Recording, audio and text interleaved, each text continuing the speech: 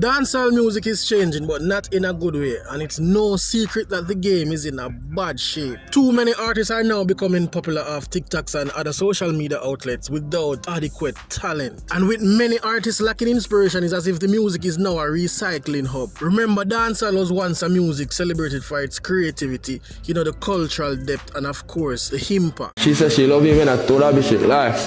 Told me a catfish, I know that bitch is cat. I said, beauty then it's mad, that I told her in the can. No.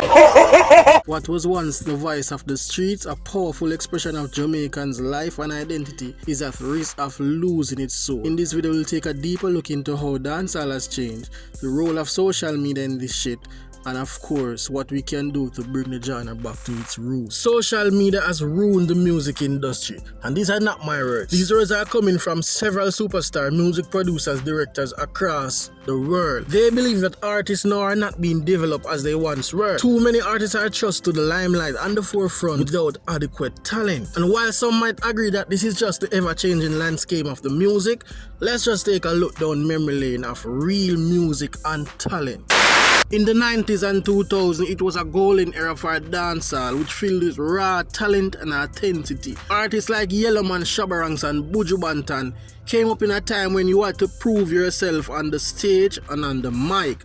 But then, it wasn't just about dropping songs and going viral. It was about perfecting your craft. Yellowman, for example, rose to fame through sound system clashes, where artists had to freestyle and deliver their performance in front of a tough crowd. This era of dancehall was real because the music was built on hard rock, dedication, and live recordings with real instruments, no shortcut. What made these artists so special was the time they spent developing their sound. Remember, before even getting into a studio, many of them were DJing on sound system like Kings, Jammins or Stone Love, learning how to control the crowd and build a vibe. Artists like Beenie Man, Bounty Killer, and later artists like Vybz Kartel, Mlard and Spice all started in this environment where only the best could rise to the top. I remember Spice in an interview and she was saying like, she remember when she usually go around a stage show and try to go up on stage, and she remember at one point when Ninja Man called her on stage and well, mad one when you're Spice then.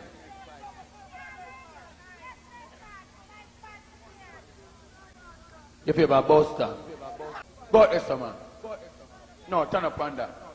She just mash up the place regardless. So most of these artists back then, they had to at least perfect their craft before even seeing a studio. The Busy Signal, the Mr. Vegas, Idonia, all these legends had to grind, develop their own unique style and battle it out on live setting where talent was king. Compared to today's artists who often rely on pre-made beats and social media fame, the old generation had to bring the heat with their voice, lyrics and stage presence. Compared to today, dancehall has shifted and much of these music feels recycled. Many new artists are gaining fame without the same level of talent or grind. With platforms like TikTok and YouTube, it's easier than ever to drop a catchy song and blow up overnight without even providing your skill in a live setting. The music often feels repetitive with a similar beats and lyrics, lacking the originality and creativity of earlier era. But then you had to earn your spot in the industry. But now it seems like fame comes first and talent comes second. The passion and authenticity that made dancehall so powerful in the past is harder to find in today's scene. Let me just show artists like Popcaan, Alkaline and Chensia them and the legendary bus for the time being. But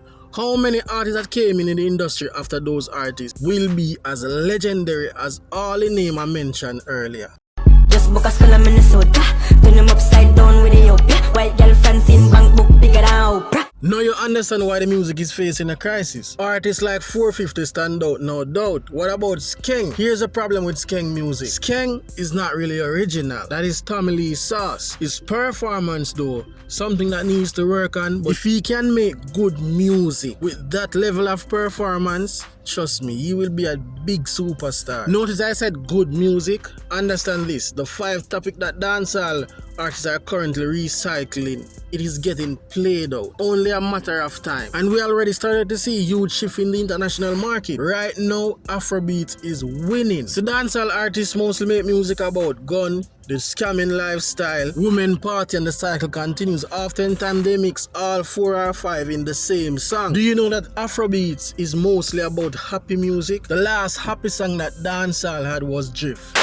So what do you think is causing all of this? Do you think the future of dancehall is safe? When you look 20 years down the line and you pitch to the top artists in the game, or who made it to a legendary status? So we're talking about, the new set of artists, the Jashi, the Skeng, the Silk Boss, who to me slightly are fading out, Even the likes of Jashi. For the past year, Jashi haven't really found a song. 200 likes on the video if you agree that the lack of originality are hurting the music industry with social media presence, specifically TikTok. See, this platform has revolutionized the music industry by offering artists unprecedented exposure, but this exposure comes at a cost. TikTok often rewards short, catchy hooks and dancehall rhythm over lyrical depth and true talent. This shift in focus has given rise of a new breed of dancehall artists, one who can go viral overnight without putting in the years of hard work and creativity that traditionally shaped the true icons of the game. And I said traditionally because up to this day we still have one of the busiest right now run the game, and we're talking about Massacre. No doubt Massacre is probably one of the slowest artists in terms of how fast in bust and gain that momentum for maybe the past decade. When you look at the new breed of artists, the man them busting at 1, 2, 3 years after the get-go compared to Massacre. It took Massacre a very long time. Now two prime examples are Najeri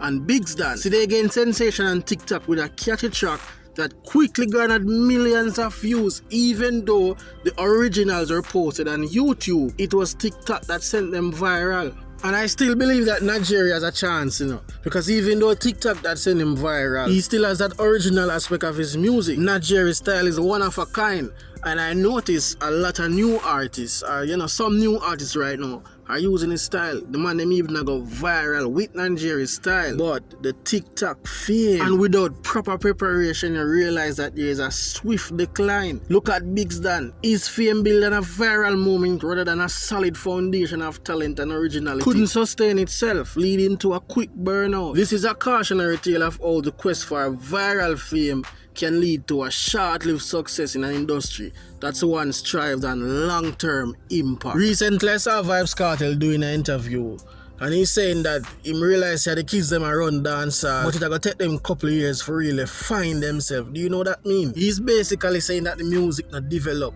The man them still at the same place, hence the reason why they are his kids.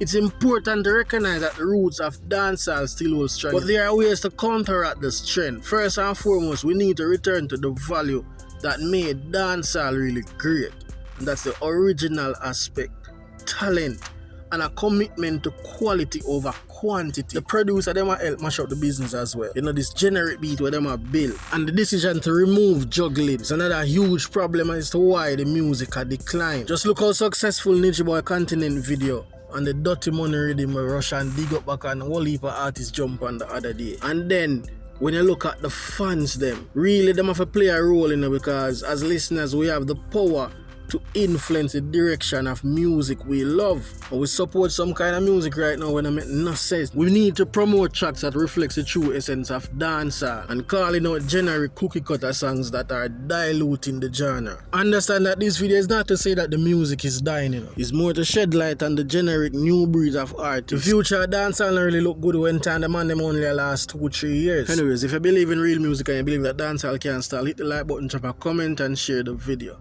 Let's keep the conversation going, the torch burning. You know it go already. Peace.